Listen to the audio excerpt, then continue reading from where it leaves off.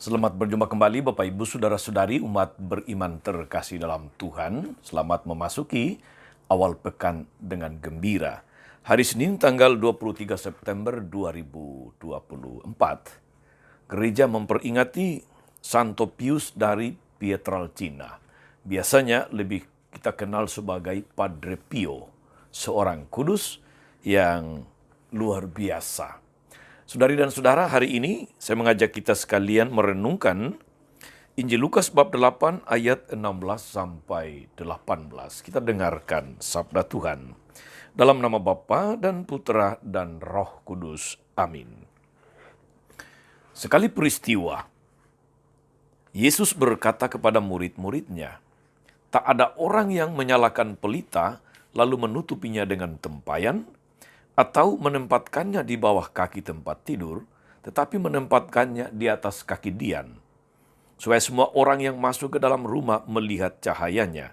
Sebab tiada sesuatu yang tersembunyi yang tidak akan dinyatakan, dan tiada suatu rahasia yang tidak akan diketahui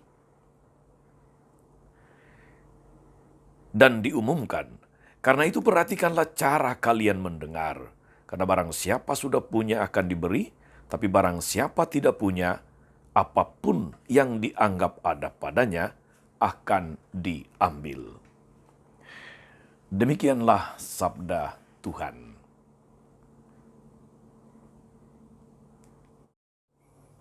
Bapak Ibu Saudara-saudari umat beriman terkasih dalam Tuhan kita Yesus Kristus. Dalam sebuah kunjungan keluarga sekitar 10 atau 12 tahun yang lalu, di sebuah keluarga Batak, saya melihat satu tulisan di atas jenang pintu kamar yang berada dekat ruang tamu. Sebuah tulisan yang bunyinya dalam bahasa Batak, "Hehe maho, marsinondang maho." Moga-moga saya tidak salah mengucapkannya. Saya tertarik dengan tulisan itu dan bertanya kepada keluarga yang punya rumah, apa artinya tulisan di atas pintu itu. Dan bapak dalam rumah itu menjelaskannya, "Romo, itu artinya, pergilah kau, menjadi teranglah kau." Maksud tulisan itu dipasang di atas jenang pintu adalah supaya setiap keluarga yang pergi dari rumah, dia ingat untuk menjadi terang bagi orang lain di luar. Sebuah pesan yang sangat Kristiani menurut saya. Sebuah pesan yang sangat bagus ketika keluarga menyadari apa perlunya dan apa dampak yang harus dihadirkan ketika keluarga pergi dari rumah atau keluar rumah ke tempat kerja atau kemana saja. Menjadi terang. Saudari dan saudara, umat beriman terkasih dalam Tuhan, dalam Injil hari ini, Yesus mengajak kita untuk menjadi pelita yang diletakkan di atas kaki dian sehingga pelita itu dapat menerangi seluruh ruangan. Agar kita bisa menjadi pelita yang terus menyala dalam kehidupan ini, saudara-saudari, bahkan tidak akan mati jika ada angin, kita harus selalu bersatu dengan Allah sebagai sumber terang hidup kita. Kitab suci mengatakan bahwa firman-Mu adalah terang bagi kakiku dan pelita bagi jalanku.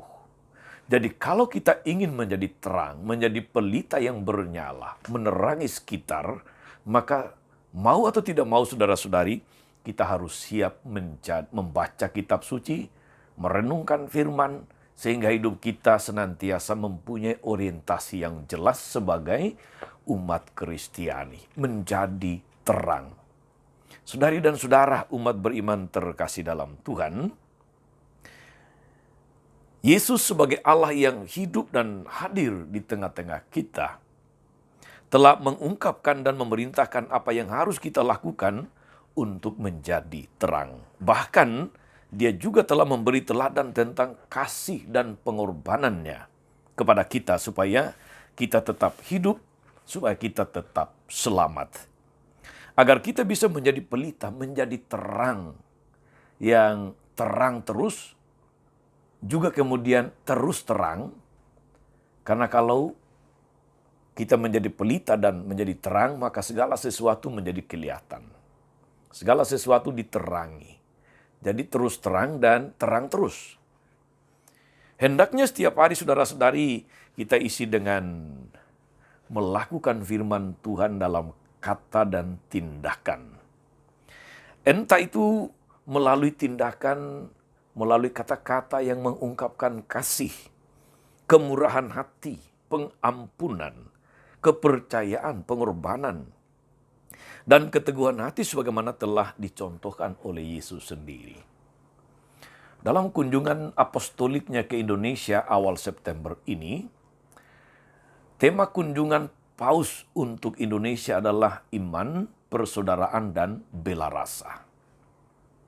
Saudara-saudari, di balik 3 kata kunci yang menjadi tema kunjungan Paus, di sana sebetulnya ada satu perutusan bagi kita orang-orang Kristiani untuk menjadi terang di mana kita berada saat ini, di Indonesia.